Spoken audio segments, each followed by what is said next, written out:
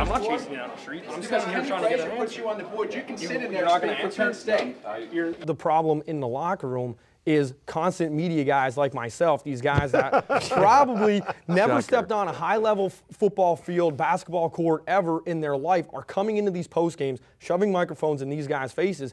Thanks a lot, Steve. And yes, I am an official, so I do know more than the average bear. Is anybody surprised we're talking about officials again? There you go, that right out of the director's mouth. Big statement. I don't know if he's working for AccuWeather or not, but hey, isn't that a slippery slope that if the trustees ignore Harrisburg, because isn't the point of government to step in when people can't govern themselves? According to the chamber, the idea of a pedestrian mall in downtown State College has been floated around since 1920. What a better place it could happen than Inspiration Way. Oh, and by the way, there's a new painting of Coach Paterno. For the center of it all, I'm Andrew Kalista.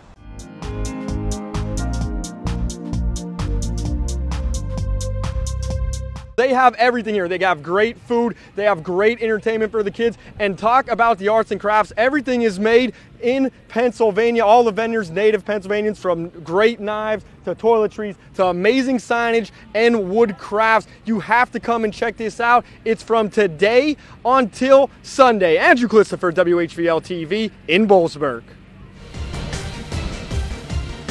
Those Spartans, always a big challenge, and we'll get to Will Tiemann to talk about them in just a bit. But first, a recruiting update, and one question on everybody's mind: will Penn State offer a specialist this season? And Coach Huff said this on a teleconference: yeah, they want to, that's the plan, but they have too many holes to fill in the boat right now that's leaking. Not necessarily sure I agree with that. Don't think the ship is taking on water. Rivals, because even when Republicans are in, they say you have to rally the base. I know Newt Gingrich was one of those that you always have to rally the base. He called Mitt Romney too moderate. Isn't that something that American politicians have to get over in Washington, to actually come together, and that's what the people want?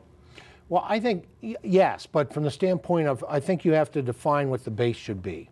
And the base should be bringing together a majority of the American people, listening to the majority of the American people of what their issues are. What are their priorities? What are their concerns? For me, that's something I work on each and every day. When I'm in a district, I'm all over the congressional district.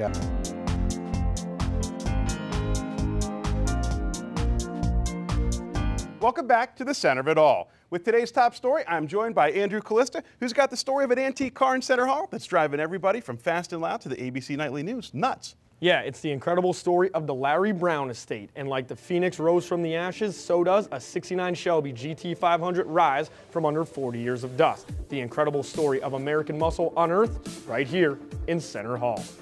Just the fact that it's a 1969 Mustang and being the Shelby Mustang, the GT500, the low production units of this car being made, and with the larger 428 Cobra Jet motor, and the fact that it was kept in a garage from about 1972 until just being taken out about a month ago, being stored with the hood up, the trunk up, and the fact of just the very low mileage.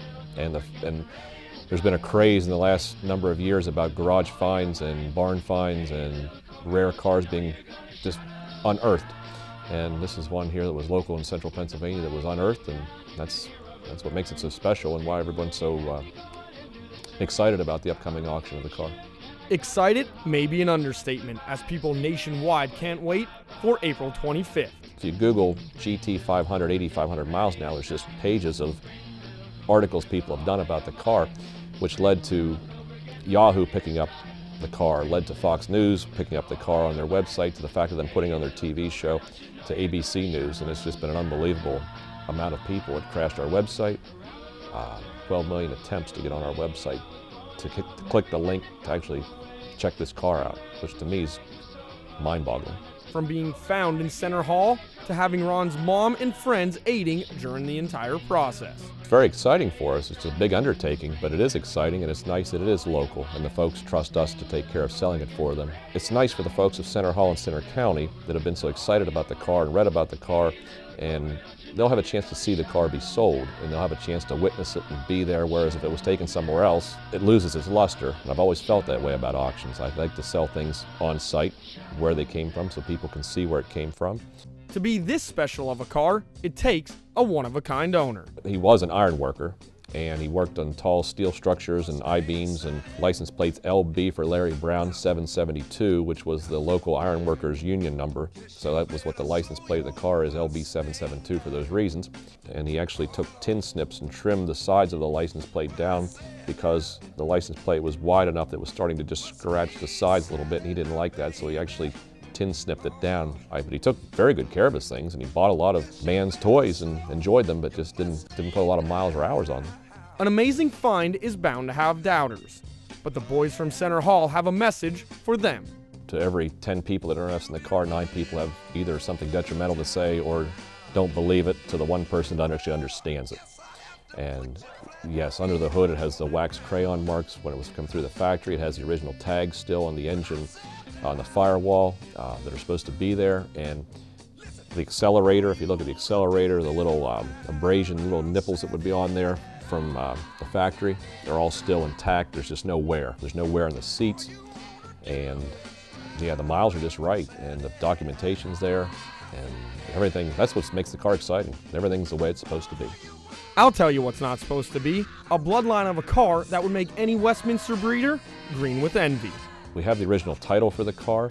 We have the original bill of sale for the car. We have the original window sticker for the car when it was at Eager Motors in McKeesport, Pennsylvania. So we have all that documentation. We even have the bank loan from the First National Bank of Spring Mills with the payment schedule until the car was paid off. And we have Mr. Brown's 1969 driver's license, so we have a real complete bloodline of the car, right down to the build sheet for the car that Mr. Brown found somewhere in this car. So everything that should be with the car has been with the car paperwork-wise, which is a rarity. As the hours wane away till auction day, excitement and stress continue to build. We do the auctions where everyone's on site, and I've always liked it that way. We're old-fashioned. We don't do the internet bidding, the online bidding, and I like the auctions for the fact that one person can stand there and look at the other person and just say, I'm going to take this car home. And if we have a few people with that attitude and they drive across the country with a car carrier and spend a week getting here to take care of trying to buy the car, there's a pretty good chance they'll bid a little higher, I think, for the fact of trying to take the car home. So people have thrown out huge numbers, but that's a lot of speculation. And the nice thing with the auction is everyone has a chance to buy it. And the high bidder, when it's all said and done, will have to write the check. And I think that's where all the stories stop. When the speculation stops, it'll be exciting. And then what will happen is about 5 minutes later, I'll look down at my mother and say, now what'd that car sell for? Because it'll just be such a rush of everything happening and so many people being there. An amazing story that climaxes April 25th. You know, it's an amazing car, Andrew, and you're the only one to get video of this car actually outside. Oh yeah, when you hear the engine purr, you can't help but be excited. And if you have 200 grand to loan me, I'll hit up the auction on April 25th and we'll take it down on 45 and really drop the hammer. It's a great story. When we come back, we're going to check in with one local golf course to see how they fared during this tough winter. After a nice central Pennsylvania spring, your lawn should be coming in great. And with the warmer nights ahead, that grass is really going to begin to sprout. So I was wondering how to keep your lawn beautiful for the scorching summer months that lie ahead here in central Pennsylvania. I headed out around the area and found Green Thumb Landscaping. I spoke with Kepi Arnoldson and she told me about some of the techniques the pros use in lawn care. One thing she promotes is longer cuts and using your clippings as food for your lawn. So the one thing you want to do is you want to let your lawn get a little bit longer in between your mowings. It's better for the health of the grass, for the lawn overall, and we try not to over-fertilize. So you want to do maybe a weed and feed in the spring and then late in the fall, maybe one more in the summer. They say 3 is good. But if your lawn is very healthy and you let your clippings set, so if you have a mower that has mulching blades on it, it's better to let the clippings as long as they don't pile up too much and the lawn doesn't look bad. If you mow it where you're only cutting off a small amount each time and you let it stay a little bit longer, that'll go down in between all the lawn blades and it'll actually make your lawn healthier. Longer length promotes summer growth. It also prevents burning, so you only want to cut off about 1/4 of the grass blade. It's also important to have sharp blades on the mower so not to shred the grass and prevent diseases. Now in Pennsylvania, cool season grasses are very popular. These will turn brown come summer, but don't panic, says Kepi. Yeah, so that's okay, deep, long waterings. So don't water frequently. If you're going to water your lawn, water it, saturate it pretty good if it's not going to rain, and then let it go for 10 days, 2 weeks. If your lawn is your pride and joy, but life throws you a curveball, lawn care professionals are here to help and make sure your homestead stays as healthy as possible. The services that they provide include things like grub control, weed and feeds, edging, mowing the lawn each week. These are things that the homeowner doesn't have to worry about. But Kepi also says you could have a great lawn on your own, even if time and money are factors, just by using one simple tip. In these days and times where our time is very important, for others where times are hard because the money flow is tight these days, just get some sharp blades on your mower and leave it go a little longer. You'll cut down on the amount of time you have to do your maintenance, or call in somebody for help once in a while to get a break. There are many landscape firms that'll come in and just do an occasional mowing for you. So now you know. Let it grow, cut it high, leave the clippings, and water smart. Just about an inch every 8 days. One last suggestion Kepi had was evaluating your lawn and knowing how and where you use it. My other suggestion is to cut down the expansive lawn that you have unless you're really using it, that we can be more conscientious about water use, about our time, because you have to maintain that lawn, you know, and so maybe make some more hardscape areas or some flower beds or something that takes up a little bit less time and it takes up some of the space. So in areas that you really use the lawn, focus your lawn there, and areas that you don't, phase it into something else where it's not such a high maintenance chore for the homeowner. So if you find yourself staring into your neighbor's lawn and thinking, man, I wish I could have a lawn like that, you can if you follow just those basic tips and give your lawn some tender loving care. For the center of it all, I'm Andrew Kalista.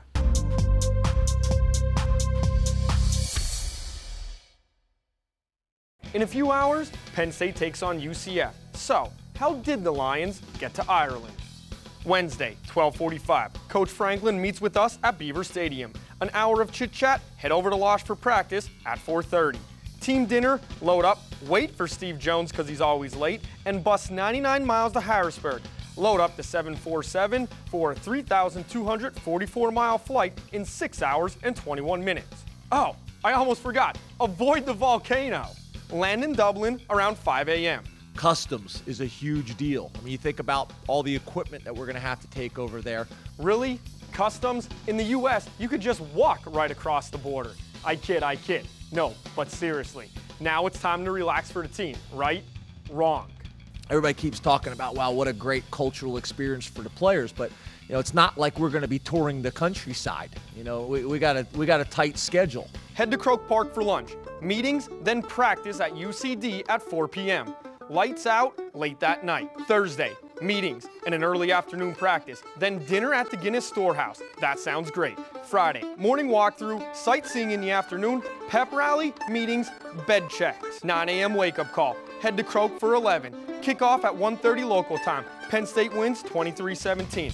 Over to the airport, leave the Guinness at Customs, back to Harrisburg, PA, then 99 miles back to Losh. 6,700 miles traveled. Is it Akron week yet, guys? Is there any fan base that travels better than Penn State? And no, Notre Dame Subway alumni doesn't count. Over 15,000 at Croke Park for the game, from all corners of the globe. I'm Steve from Bangkok, Thailand.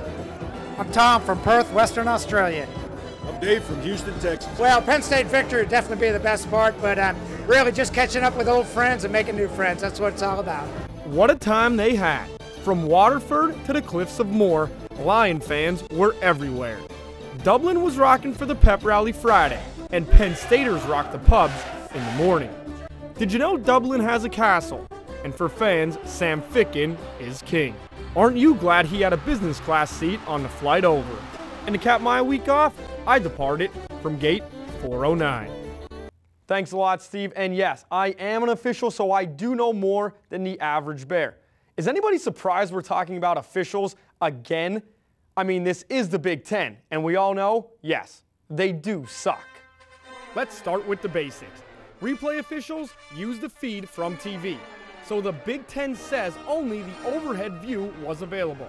Check out that view. Am I missing something? Pretty clear to me. But I'm only 28, not 63 like your average replay official. 5 plays later, slow it down. Yeah, that's a false start. Responsibility, head linesman Rick Kruger, former Michigan football player.